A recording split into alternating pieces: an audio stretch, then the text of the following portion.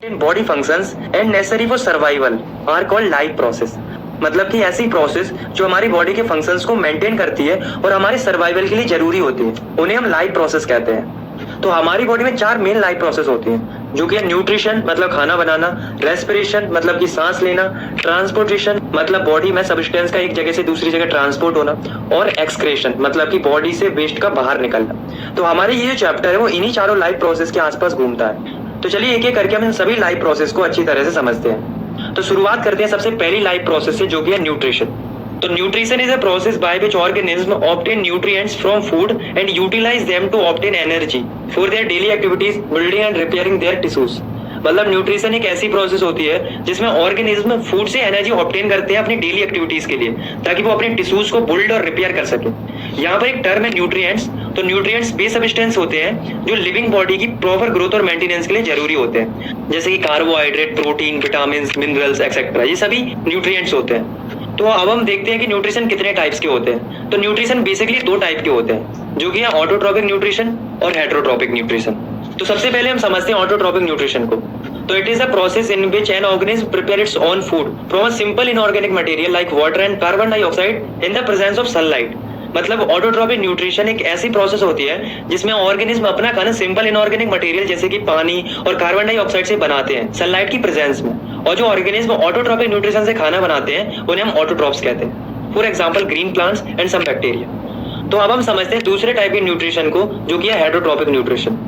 तो it is the process in which organism depend upon the other organism for food to survive. मतलब कि ये एक ऐसी प्रोसेस होती है जिसमें ऑर्गेनिज्म अपने फूड के लिए दूसरे ऑर्गेनिज्म पर डिपेंड रहता है। और जो ऑर्गेनिज्म हेटेरोट्रोपिक न्यूट्रिशन से अपना खाना बनाते हैं उन्हें हम हेटेरोट्रोप्स कहते हैं, जैसे कि ह्यूमन बींग्स, अमाइबा एक्सेट्रा। तो जैसा कि आप जानते हैं कि हम ह्यूमन बींग्स अपने फूड के लिए दूसरी चीजों पर डिपेंड रहते हैं, जैसे कि wheat, rice, vegetables, meat etcetera. और जो प्लांट्स होते हैं वो अपना खाना खुद बना लेते हैं, वो किसी पर डिपेंड नहीं रहते।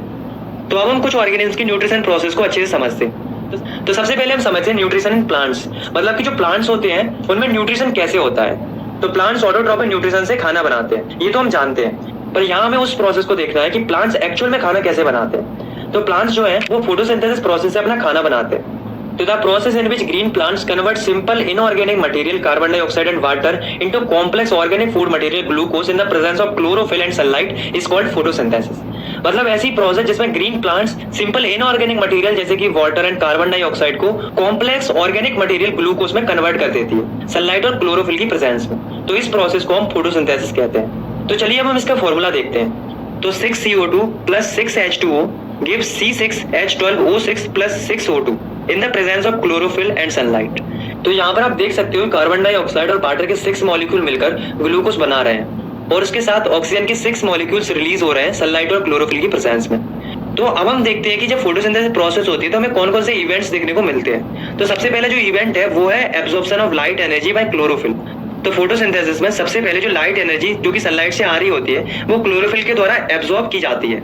उसके बाद दूसरा जो इवेंट है वो है conversion of light energy into chemical energy and splitting of water in hydrogen and oxygen. तो जब लाइट एनर्जी क्लोरोफिल के द्वारा एब्जॉर्ब कर ली जाती है तो वह केमिकल एनर्जी में कन्वर्ट हो जाती है, और जो वाटर मॉलिक्यूल्स हैं वो हाइड्रोजन और ऑक्सीजन में टूट जाते हैं। और तीसरा जो इवेंट है वो है reduction of carbon dioxide to carbohydrates. तो वाटर के स्प्लिट होने के बाद जो कार्बन डाइऑक्साइड है वो कार्बोहाइड्रेट में रिड्यूस हो जाती है। अब रिडक्शन क्या होता है ये तो हमने पहले चैप्टर में पढ़ लिया है। रिडक्शन का मतलब होता है ऑक्सीजन का रिमूव होना या फिर हाइड्रोजन का जुड़ना। तो यहाँ पर जो कार्बन डाइऑक्साइड है उसमें हाइड्रोजन ऐड हो रहा है और वो कार्बोहाइड्रेट फॉर्म कर रहा है। तो इन इवेंट्स को देखने के बाद आपको फोटोसिंथेसिस के इवेंट्स तो समझ में आ गए होंगे। तो अब हम एक इंपॉर्टेंट टर्म्स को समझते हैं जो कि क्लोरोप्लास्ट। तो these are the small organelles found in plant cell. Its content chlorophyll which absorb sunlight for photosynthesis. तो क्लोरोप्लास्ट जो है वो एक स्मॉल ऑर्गेनेल होता है जो कि प्लांट सेल में पाया जाता है, जिसमें कि क्लोरोफिल भरा होता है। तो गाइस आपको ये याद रखना है कि जो क्लोरोफिल होता है वो क्लोरोप्लास्ट सेल में पाया जाता है, जो कि फोटोसिंथेसिस के दौरान सनलाइट को एब्जॉर्ब करता है। तो चलिए अब हम हेटेरोट्रोपिक न्यूट्रिशन को थोड़ा डिटेल में समझ लेते हैं। तो हेटेरोट्रोपिक न्यूट्रिशन क्या होते हैं ये तो आप पहले ही समझ चुके हैं। तो यहाँ पर हम ये समझेंगे कि हेटेरोट्रोपिक न्यूट्रिशन कितने टाइप्स के होते हैं। तो हेटेरोट्रोपिक न्यूट्रिशन 3 टाइप्स के होते हैं, सैप्रोफाइटिक न्यूट्रिशन, पैरासाइटिक न्यूट्रिशन और होलोजोइक न्यूट्रिशन। तो चलिए अब हम एक एक करके इन तीनों को समझते हैं। तो सबसे पहले हम समझते हैं सैप्रोफाइटिक न्यूट्रिशन को। तो the mode of nutrition in which organism obtain food from dead and decaying organic matter, मतलब कि ऐसा न्यूट्रिशन जिसमें ऑर्गेनिज्म जो है वो अपना फूड मरे हुए और सड़े हुए ऑर्गेनिक मैटर से ऑब्टेन करते हैं, उसे हम सैप्रोफाइटिक न्यूट्रिशन कहते हैं। और जो ऑर्गेनिज्म सैप्रोफाइटिक न्यूट्रिशन से खाना बनाते हैं उन्हें हम सैप्रोफाइट्स कहते हैं, जैसे कि बैक्टीरिया, फंगाई एक्सेट्रा। ये जो है वो डेड और डिकेइंग ऑर्गेनिक मैटर से खाना बनाते हैं। इसके बाद हेटरोट्रॉफिक न्यूट्रिशन का जो दूसरा टाइप है वो है पैरासाइटिक न्यूट्रिशन। तो it is the type of nutrition in which the organism live on और inside the body of their host and derive food from them without killing them. मतलब ये एक ऐसा न्यूट्रिशन होता है जिसमें ऑर्गेनिज्म जो है वो होस्ट ऑर्गेनिज्म के अंदर या उसके ऊपर रहकर अपना न्यूट्रिशन पूरा करते हैं बिना उसको मारे। तो ऐसे न्यूट्रिशन को हम पैरासाइटिक न्यूट्रिशन कहते हैं। तो अब आप सोच रहे होंगे कि होस्ट ऑर्गेनिज्म कौन से ऑर्गेनिज्म होते हैं, तो ये वो ऑर्गेनिज्म होते हैं जिन पर रहकर जो छोटे छोटे पैरासाइटिक ऑर्गेनिज्म होते हैं वो अपना खाना बनाते हैं। और जो ऑर्गेनिज्म पैरासाइटिक न्यूट्रिशन से खाना बनाते हैं उन्हें हम पैरासाइट कहते हैं, जैसे कि मॉस्किटो, लाइस। ये दोनों जो ऑर्गेनिज्म होते हैं वे अपने खाने के लिए होस्ट ऑर्गेनिज्म पर डिपेंड रहते हैं, जैसे कि मॉस्किटो ह्यूमंस पर और कुछ पेट एनिमल्स पर, और लाइस भी ह्यूमंस और पेट एनिमल्स का खून चूसकर अपना खाना बनाते हैं। और तीसरा जो टाइप है हेटरोट्रॉफिक न्यूट्रिशन का वो है holozoic nutrition. The mode of nutrition that involve ingestion, digestion, absorption and assimilation of liquid or solid organic material। मतलब कि ऐसा न्यूट्रिशन जिसमें ऑर्गेनिज्म लिक्विड या सॉलिड ऑर्गेनिक मटेरियल का इंजेक्शन करते हैं, यानी कि खाते हैं, उसके बाद उस खाने को एब्जॉर्ब करते हैं, फिर से एनर्जी लेते हैं, फिर जो वेस्ट बनता है उसे बाहर निकाल देते हैं। For example amoeba, human beings etcetera. तो चलिए अब हम समझते हैं हेटरोट्रॉफिक न्यूट्रिशन के कुछ एग्जाम्पल्स को। तो सबसे पहले हम समझते हैं कि जो अमीबा होता है उसमें न्यूट्रिशन कैसे होता है। तो अमीबा जो है वो अपना खाना होलोजोइक न्यूट्रिशन से बनाता है और ये एक यूनिसेलुलर ऑर्गेनिज्म होता है। तो इसलिए अमीबा के अंदर जो न्यूट्रिशन हमें देखने को मिलता है वो अदर ऑर्गेनिज्म से काफी अलग देखने को मिलता है, क्योंकि अमीबा के अंदर न्यूट्रिशन की सारी प्रोसेस एक सिंगल सेल के अंदर होती है।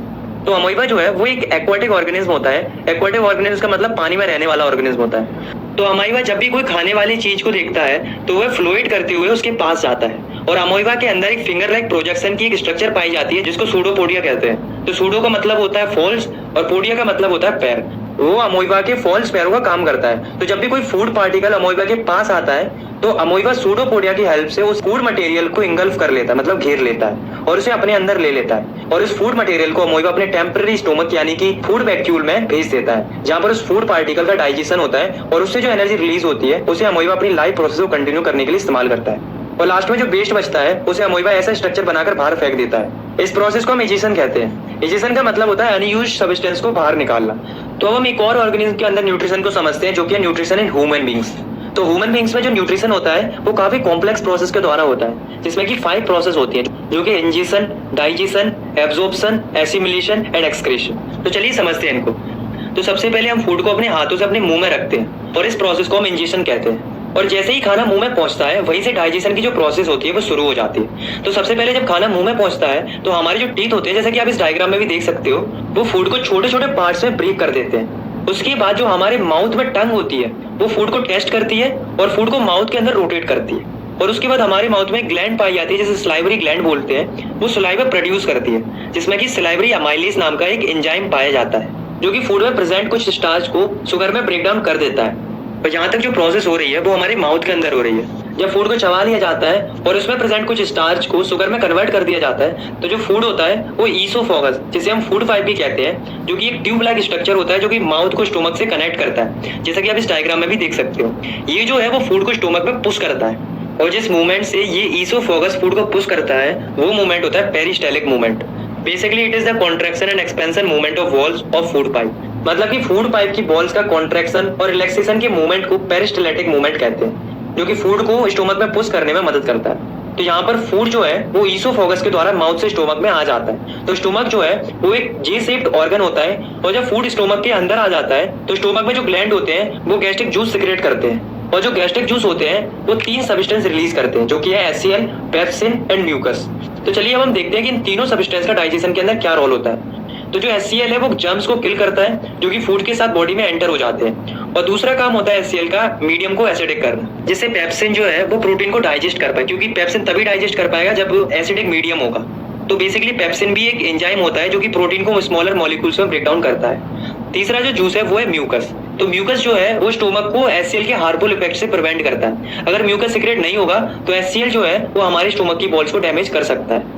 और फूड जो है अब वो तीनों गैस्ट्रिक जूस से मिक्स होने के बाद स्टोमक से निकलकर स्मॉल इंटेस्टाइन में पहुंच जाता है, जो कि एलिमेंट्री कैनल का सबसे लॉन्गेस्ट पार्ट होता है। तो जब फूड स्मॉल इंटेस्टाइन में पहुंच जाता है, जो कि एलिमेंट्री कैनल का सबसे लॉन्गेस्ट पार्ट होता है, तो जब फूड स्मॉल इंटेस्टाइन में पहुंच जाता है तो स्मॉल इंटेस्टाइन में दो चीजें रिसीव होती हैं। पहली है लीवर से वाइल और पैनक्रियास से पैनक्रियाटिक जूस। और ये जो वाइल है इसके अंदर दो चीजें आती है, वाइल जूस और बाइल सॉल्ट।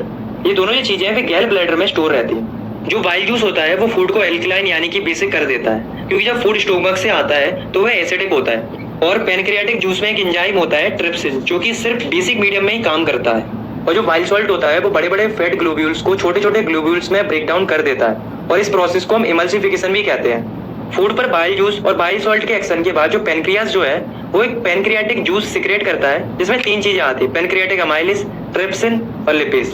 तो जो पैनक्रियाटिक अमाइलेज होता है वो बचे हुए कार्बोहाइड्रेट या स्टार्च को शुगर में ब्रेक डाउन कर देता है, क्योंकि कुछ स्टार्च तो मुंह में पहले ही डाइजेस्ट हो चुका था।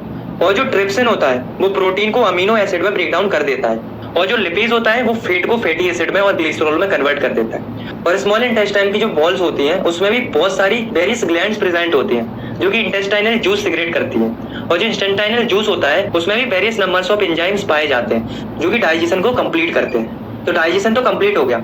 अब हम मूव करते हैं थर्ड प्रोसेस की ओर, जो कि है एब्जॉर्प्शन। तो एब्जॉर्प्शन की जो प्रोसेस होती है वो स्मॉल इंटेस्टाइन में शुरू होती है। तो जब फूड कंप्लीटली डाइजेस्ट हो जाता है तो वह वाटर सोल्यूबल हो जाता है और काफी छोटे छोटे पार्ट्स में ब्रेक हो जाता है। तब स्मॉल इंटेस्टाइन के अंदर जो बिलाई होती है, अब आप सोच रहे होंगे बिलाई क्या होती है। तो बिलाई जो है वो फिंगर लाइक प्रोजेक्शन होती है, जो कि फूड के एब्जॉर्प्शन के लिए सरफेस एरिया को इंक्रीज करती है। तो बिलाई जो है वो फूड को एब्जॉर्ब करती है और उस एब्जॉर्ब फूड को ब्लड वेसल को सप्लाई कर देती है। तो एब्जॉर्प्शन के समझने के बाद अब हम समझते हैं चौथी प्रोसेस को, जो कि है एसिमिलेशन, मतलब कि एब्जॉर्ब फूड से एनर्जी लेना। तो जब फूड ब्लड वेसल्स में एब्जॉर्ब हो जाता है तो वह हमारी हर एक सेल तक पहुंचता है और जिससे सेल एनर्जी ऑब्टेन करते हैं। तो अब एक सवाल आता है कि क्या हम जितना खाना खाते हैं उस पूरे खाने को यूटिलाइज कर पाते हैं? तो इसका जवाब है बिल्कुल नहीं। तो फिर उस खाने का क्या होता है?